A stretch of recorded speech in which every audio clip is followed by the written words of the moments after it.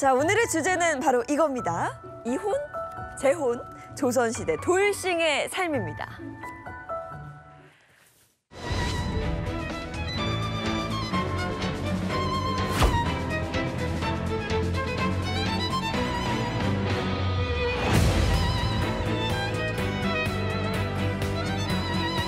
저 신씨와의 이혼을 허해 주시옵소서. 화부된 지 얼마나 됐다고. 불합니다, 어머니.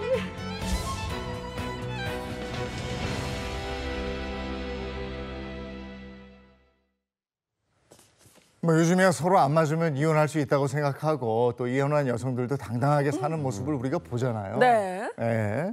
근데 돌싱 관련 요즘엔 프로그램도 굉장히 많고요. 돌싱들 나중에 이혼 후에 뭐 네네네. 재혼하고 연애하는 것도 요즘은 뭐 응원을 충분히 할 수 있고 맞아요. 응원을 받는 그런 시대입니다. 반면 조선시대 돌싱의 삶, 이게 제가 생각하는 것처럼 지금과 좀 다를 것 같은데 그렇죠. 특히 여성들은 좀 순탄치만은 않았을 것 같아요. 네, 그렇습니다. 생각 그대로입니다. 오늘날과 조선시대 여성의 이혼 그리고 이혼 이후의 삶, 이거 정말 많이 달랐죠. 당당하게 자기 권리를 찾는 요즘의 여성들과는 달리 조선시대에는 그렇게 하기가 정말 어려웠습니다. 네, 뭐 요즘에 사실 뭐 4주 후에 뵙겠습니다. 뭐 이거 하잖아요. 그래서 끝나고 나서 뭐 이혼 조정을 하거나 협의 이혼하거나 아니면 뭐 소송까지 가는 그런 경우들이 있는데 이게 근데 왠지 보수적인 조선 시대에는 사실 이혼 자체가 힘들 거라고 저는 생각을 했는데 어떻게 이혼이 가능했나 보네요. 네, 조선시대에도 이혼을 한 경우가 있었어요. 그리고 아주 드물지만 이혼 소송까지도 있었습니다. 소송. 실제로 조선시대에 이혼 소송의 소용돌이 속에 들어가서 당당히 자기 변호를 한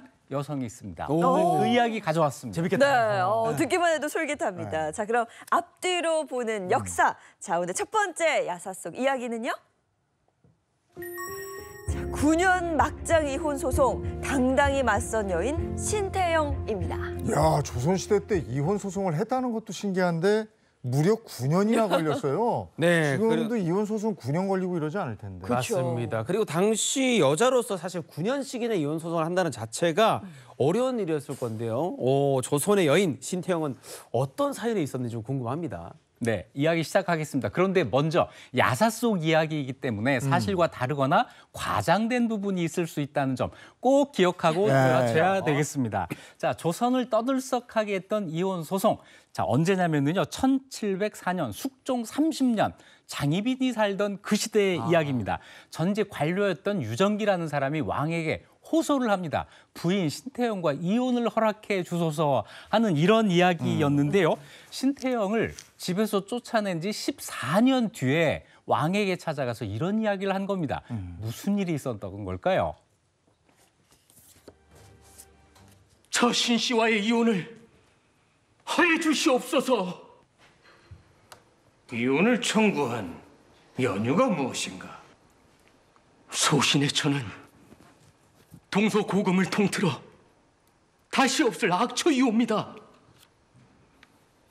소신, 자꾸한 모친이 겪은 일들을 생각할 때마다 원통함을 이길 수가 없사옵니다. 야, 신태영을 이미 집에서 쫓아냈고 그 기간이 14년이나 지났는데 14년 후에 왕에게 가서 이혼을 시켜주십시오 합니다. 근데 어머니가 당한 일을 생각하면 정말 분노가 끓어오른다 이런 얘기예요. 네. 네, 아내가 자기 부인이 악처라는 거예요. 그래서 내쫓아야 되겠다고 하는 건데, 자, 신태영의 시어머니 그 방에서 어떤 일이 있었는지 한 장면 보고 가시겠습니다. 아들을 왜 그따위로 키우셨어요?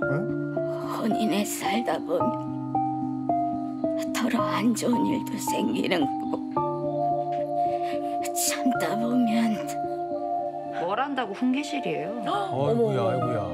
내가 너무 오래 살았구나. 빨리 죽어야지. 마음에도 없는 소리 집어치우시고요. 그 입 조심하세요. 당신 그 잘난 아들한테 내 험담 한마디라도 하면 어머나. 나 가만히 안 있어요.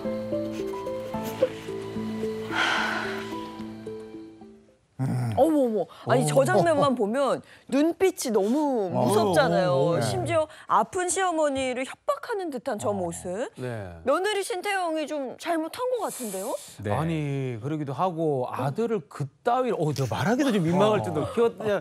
이게 저 시대 저 정도 얘기를 했는데 정신이 나가지 않고서 제가 봤을 때는 남편한테 뭔가 쌓이거나 굉장히 뭐가 있을 것 같아요. 네, 유정기의 말에 따르면 심지어는 제사상에 올리는 술에다 오물을 섞기까지 했다는 거예요. 시어머니가 이 사실을 유서로 남겼다는 건데요. 그래서 집에서 쫓겨난 신태영은 유정기 전처의 아들네 집에 가서 머물고 있었습니다. 그런데 그로부터 13년 뒤에 유정기가 그 아들 집으로 오게 되면서 그 집에서 두 사람이 다시 만나게 된 거예요. 신태영을 쫓아내는 것만으로는 부족하다고 생각한 유정기가 아예 이혼을 해서 정처의 자리를 박탈하고 그 집에서조차 쫓아내려고 했던 겁니다. 그렇게 어머니가 당하셨던 일을 생각하면 신태영이 전처 아들의 집에 사는 것도 못마땅하고 완전히 쫓아내야 되겠다 이런 생각을 했군요. 네, 그런데 이것만으로 이혼이 허락되질 않습니다. 한편의 말만 듣고 이혼을 허락할 수 없다. 이렇게 판단을 한 거예요. 그러니까 유정기가 일가 친척 50명으로부터 이 신태영의 악행에 대한 증언을 수집해서 이걸 가지고 소송을 제기해요. 이혼을 신청해서 소장을 냈는데 이것도 거부당합니다. 예조에서 법규가 없다. 그래서 이혼을 허락하지 않아요. 그러니까 사헌부 장령으로 있던 유정기의 친구 임방이라는 사람까지 나서서 임금에게 호소를 합니다. 제발 이혼을 허락해 주십시오. 이렇게 나선 거죠. 아니 근데 유정기는 아내를 이미 내친 상황이에요. 내친 상황에서 이렇게까지 하기가 쉽지 않을 텐데 이혼을 꼭 해내겠다는 의지가 대단합니다. 네, 그러죠. 근데 숙종도 대단한 왕이에요. 이 말만 듣고 한편의 말을 듣고 판단할 수 없어. 신태영을 불러다 조사해라. 이렇게 명령을 내립니다. 그래서 의금부에서 신태영을 잡아다가 신문을 하게 되는데 이거는 여성으로서는 굉장히 고초를 겪는 거죠. 그런데도 신태영은 이 기회를 통해서 자기의 처지를 적극적으로 이야기를 합니다. 이 장면이 만들어진 것부터가 이미 신태영의 절반의 성공이었어요. 자, 신태영 어떤 이야기를 했는지 함께 보시죠. 제출된 소장은 유정기의 일방적인 주작이거나 조작이옵니다. 증거 능력이 없사옵니다. 전하, 절차상 문제가 있었으나 소장의 내용은 명백한 사실이옵니다. 이 사건의 본질은 소인의 폐륜 여부에 있지 않사옵니다. 무슨 말이냐? 유정기인이 소인을 쫓아낸 것은 수년 전의 일이옵니다. 헌데 왜 이제 와서 이혼을 청구하였겠사옵니까? 그리하라 조정한 배우가 있었기 때문이옵니다. 배우가 있다? 네, 야 이게 근데 본질이 신태영이 폐륜이 아니라면은 제가 봤을 때 뭔가 숨겨진 다른 게 있는 것 같습니다. 그렇죠. 배후가 있다 그랬잖아요. 그러면 뒤에서 뭔가 이걸 조종한 사람이 있다는 건데. 네. 신태영이 집에서 쫓겨나기 전에 어떤 일이 있었는지 야사는 이렇게 계속됩니다. 이게 뭐하는 짓이냐? 어서 내놓지 못하겠느냐? 이거 너무해요. 나리께서 곡관 열쇠 저 하라고 하셨거든요. 이게 무슨 당치도 않는 소리를. 웬 소란이요? 나리 곡관 열쇠 저 하라고 하셨죠? 아니지요. 아니라고 하십시오. 국관 열쇠 누가 갖고 있으면 어떻소? 어머나. 어차피 내 국관인데 와. 살림은 예리한테 맡기고 부인은 아이나 잘 키우시오. 야, 반전이 있었어요. 경제권이 넘어간 거야. 아하. 이 정실 부인이 있는데 첩한테 곡간 열쇠를 넘겨라.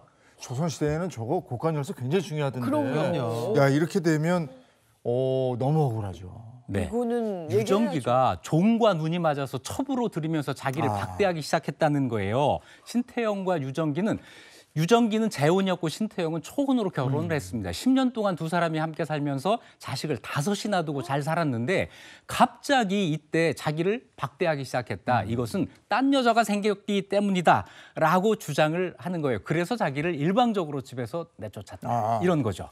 네, 아니 당연히 저런 일을 겪었으니까 사람이 이게 멘탈이 붕괴가 되거든요. 네. 그러다 보니까 이제 시어머니한테 막말을 하게 된 것 같은데 아무튼 그러면 이제 그 두 사람의 이혼은 어떻게 허락이 됐나요? 안 됩니다. 들어보니 일리가 있네 이렇게 된 거죠. 그래서 오히려 유정기가 집안을 잘못 다스린 죄로 장 80, 신태영은 남편을 모독했다는 죄로 장 40에 처해지고 야, 이거 너무 동시에 억울하다. 유배를 가게 됩니다. 야. 남편 유정기는 이 판결이 있고 나서 6년 뒤에 세상을 떠나요. 그래서 잊혀질 뻔했던 이 사건이 조정 대신에 의해서 다시 끌어올려집니다. 왜냐하면 이 사건 이대로 그냥 두면 이런 일이 또 발생할지도 몰라 이런 걱정을 한 거죠. 그래서 살아있는 신태영과 죽은 유정기를 이혼시켜야 된다는 논란이 어허. 있었던 거예요.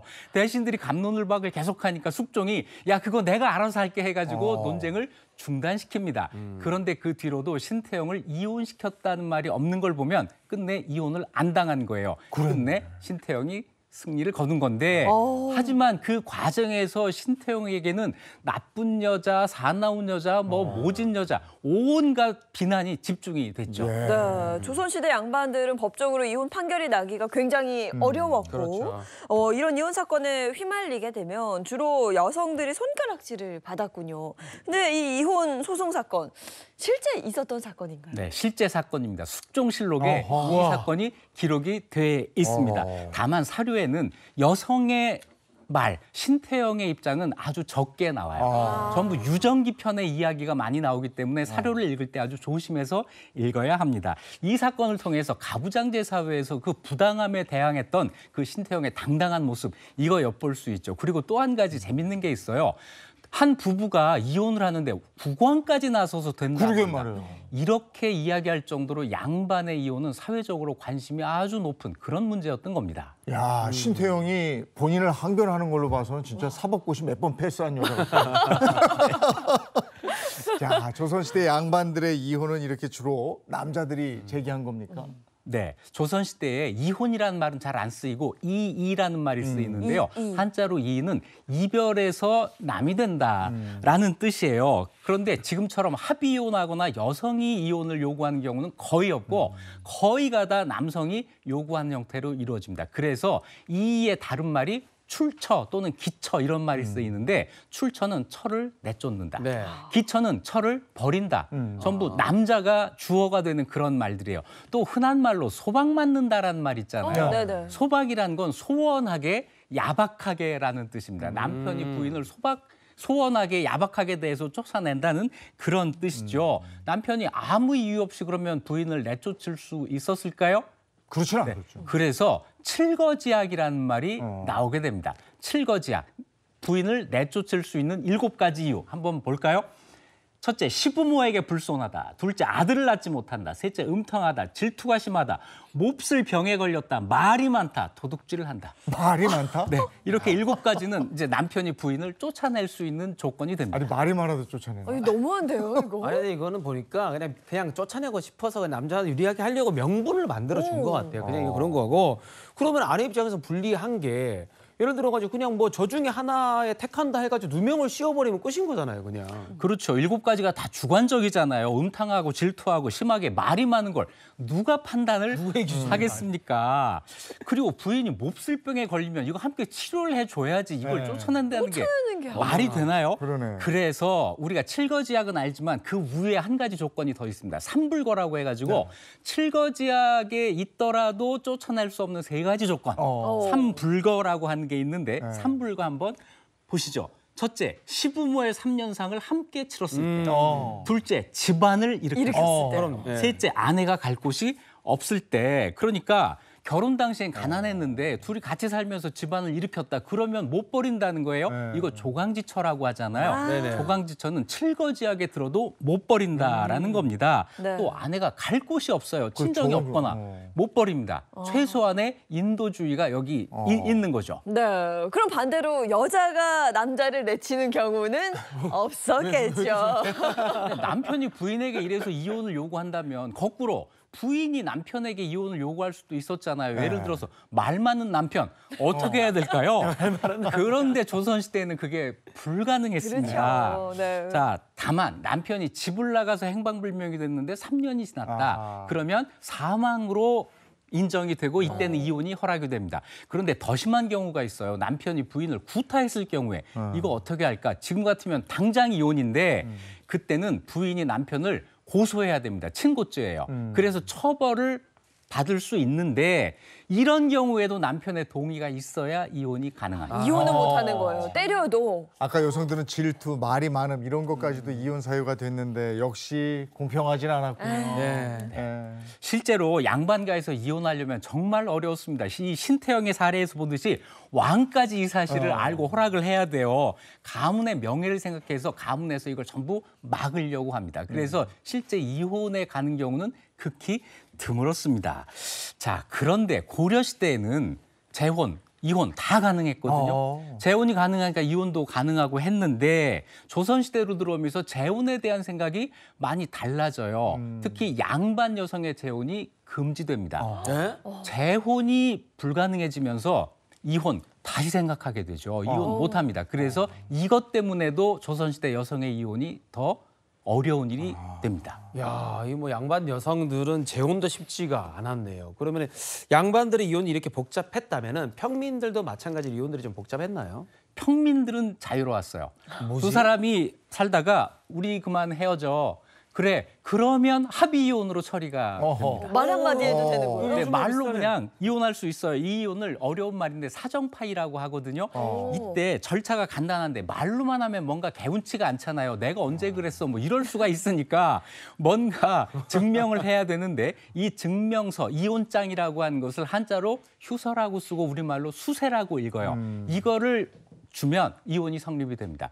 그런데 글을 모르는 사람들은 이걸 쓸 수가 없잖아요. 그래서 더 간단한 방법이 있습니다. 우리 옛날 한복 상의 보면 옷섭이라는 게 있어요. 양쪽에서 옷을 여미는 부분인데 여기를 잘라서 주면 남자가 여자에게, 남편이 부인에게 주면 이것으로 이혼이 성립이 됩니다. 그거 정표 아니에요, 정표? 네, 정표를 잘랐으니까 이제 끝났다는 거죠. 끝났다. 이혼을 한다. 이렇게 되는 거죠. 그래서 이 수세를 휴대한 여성은 이혼한 것으로 인정이 되고 심지어는 이제 재혼도 가능해지는 거죠. 오히려 평민들이 평민이 이건 양반보다 낫네. 여성의 경우는 살기가 더 좋았던 거죠. 그랬네. 괜히 양반해가지고. 근데 뭐 사극 같은 데 보면 네. 양반들은 이게 안 되니까 편법으로 보쌈 같은 게 있잖아.